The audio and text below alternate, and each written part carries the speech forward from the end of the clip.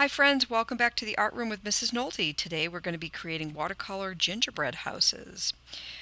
The materials that you'll need for today's project would be a piece of heavy white paper, either watercolor paper or a good decent heavy drawing paper, watercolors, a pencil, some Crayola markers or markers, a little cup of water, and a brush. We're going to begin with our paper and a pencil. We need to divide the paper into 4 sections. We want to have 2 lead lines to be able to make the perspective for our gingerbread house. You're going to fold your paper in half the wide way. I'm going to line up the edge, hold it down, and then slide my finger across, making a nice crease. Let's open that up. And now we're going to fold it the tall way. Again, fold the paper over, hold it down with a finger, and run it along the crease. Now I have 2 sections. One's going the wide way and one's going the tall way. This is going to help when we draw our lines for our gingerbread house so that they're fairly straight. Gives us a little lead line. Now sometimes we want to use a straight edge or a ruler, or you don't have one. So I'm going to look around for something I can use as a straight edge. And I'm actually going to use my Crayola marker box here. I want to make a straight line for the bottom of the gingerbread house, so I am going to draw a straight line here with the Crayola box as my guide. You could also use the watercolor box, anything that's nice and straight, even another piece of paper. So I'm going to use the line the fold line I have here as a guide to how I want to make this straight. I'm going to line the box up about halfway between the line, the fold, and the bottom of the page. That's the bottom of the house, right there. And I did this in pencil this time. Normally I'll use a marker, but I really want these lines to be lighter, and I don't want the dark, heavy outline that I normally create with some of the art pieces. Our gingerbread house is going to kind of go out in a V shape. So I want to add one more lead line up here so I know where I'm connecting the sides of the gingerbread house to. I want to make this a parallel line up top, again about halfway between the fold and the top of the paper, and I'm going to draw another straight line across.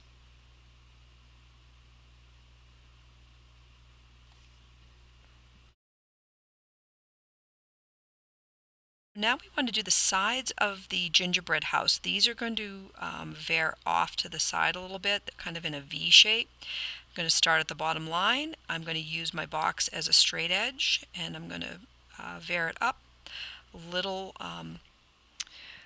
bit off to the side. The same thing on the right side of the house. Start at the bottom and draw the line going at a little bit of a diagonal. And I move the box. I'm going to erase that.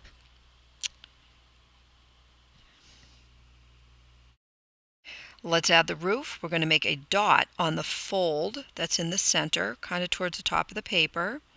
And I'm going to build a triangle shape. So I'm going to draw a line up to that dot and then back down the other side.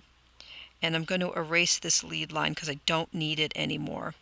And there's the front of our gingerbread house.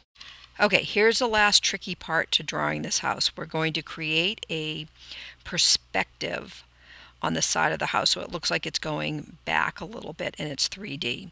I'm going to draw a line from the roof line that's heading towards the fold, and I did the same at the bottom edge of the house, going in a diagonal like it's facing the fold line again.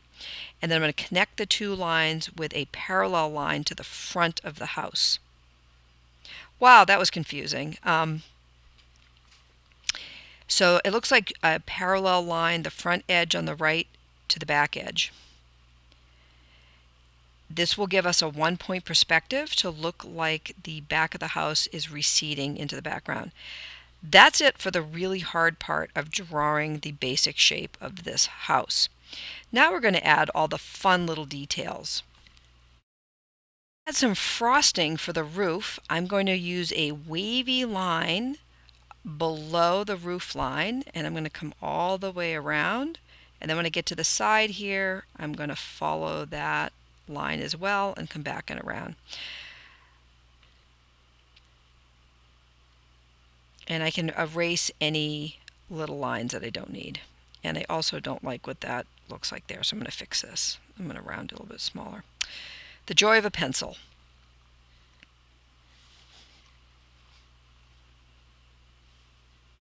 Next, we're going to add a door by making a curved line up to the fold, and then we're going to bring that back down the other side. And I'll put a little doorknob here. Let's put 2 little candy canes on either side of the door. I'm drawing little lines at the, like right below the bottom of the house so that I can make these curved lines, and they'll be the same on either side of the door. I'm just giving myself a little point to start with, and I'm going to bring it all the way up to the fold, that little curve. I'm going to bring this back in and then around a parallel line coming back down to the fold on either side. I'm going to make a design around the door so I can add a little design element. So I'm making a parallel line around the door.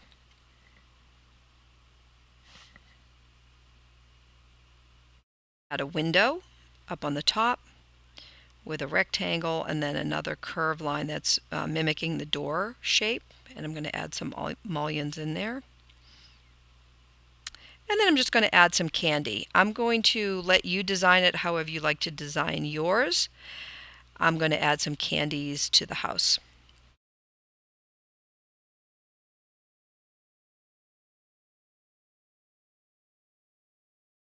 I'm going to add a chimney here, and I want to have that perspective working as well. So I'm going to draw a parallel line that mimics the roof line, 2 vertical lines coming up. I want to create that depth, that 1-point perspective. So I put a diagonal line in. I'm going to connect it so it almost looks like a cube. But then on the top of it, I'm going to do a wavy line so that it looks like frosting on the top of the chimney. Great.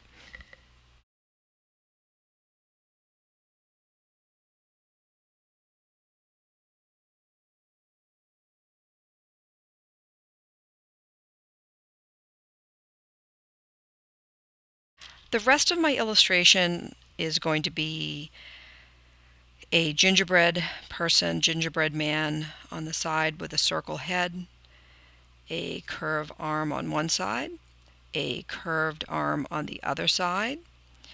I'm going to come straight down, parallel lines on either side, and then a curved line on the bottom on both sides. So there's a little gingerbread, and I'm going to make some lollipop trees around it. You can decide whatever you want around yours. I just thought it'd be fun to add some little lollipops.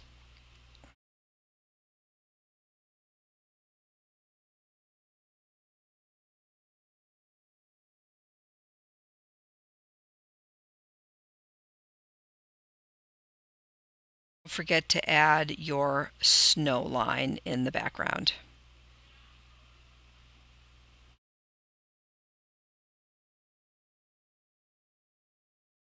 So now it's time to color our gingerbread house and our gingerbread man. During this time, I'm going to use watercolors. This was a watercolor project. However, if you don't have watercolors at home, you can certainly do this with marker, or colored pencils would work great for this project. I'm going to speed up part of this. I'm going to talk a few bits about how to do the watercolor, some of the technique, but then let you guys finish up on your own. So you're going to add a little bit of water to your brush, and you always want to make sure that you're only using the tippity tip of the watercolor brush. You don't want to scrub it, just the tip of the brush. You're going to add a couple of drops of water onto the pan, swirl it around about 10 times because normally it'll still be asleep. You want to wake up the paint. And then I like to outline the object that I'm painting first. So I'm going to do an outline around all of the objects. And I sometimes will rest my hand on the paper when I'm doing this kind of detail work. You want to make sure you don't rest it on the wet paint, but you can rest it on your paper and then gently let the watercolor do the work for you. So rest your hand, draw around your objects first. This way the paint will stay a little bit neater. And I do it at a section at a time. So I'm not going to do the entire gingerbread house, just a piece of it. That got pretty light, so I'm starting to run out of pigment. I'm going to go back over this with a little bit darker pigment. And I'm going to fill in the spaces that I just created when I did my outline. So I want the house to still have that 3D look to it. The side of the house I'm going to paint a tiny bit darker so that it looks like it's in shadow. So I mixed a little bit of the black paint and the brown paint. Just a tip of black paint and then back into the brown. And that's going to give me a nice dark brown to make it appear to be receding or in the shadow. And I'm gently going to go around and try to blend that in, make sure I stay on that line. I'm going to do the same thing on the chimney. That's the dark side. And then the front part of the chimney is going to be a lighter brown.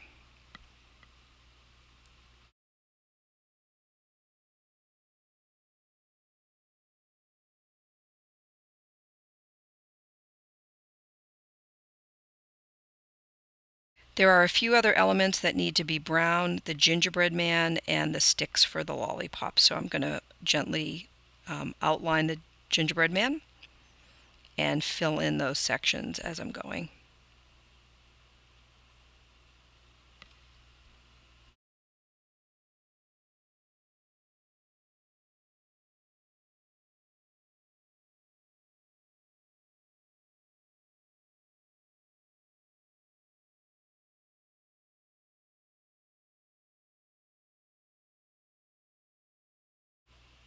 The door I'm going to make a tiny bit darker brown, just so that there's some contrast in the door.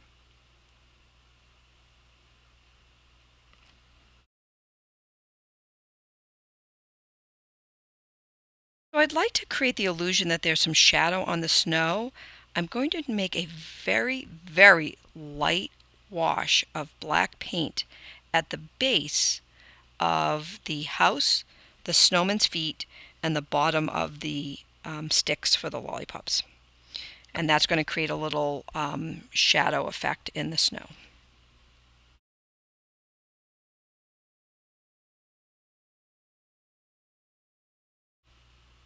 I'm going to paint in the window a light yellow wash so it looks like it's got some light coming from the window.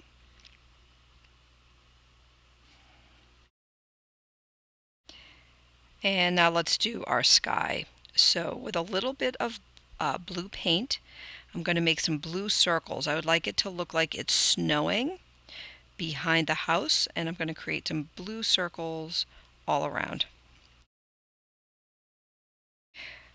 Just like when we were filling in the gingerbread house, we're going to outline all the objects that are going to be in the sky with some blue paint.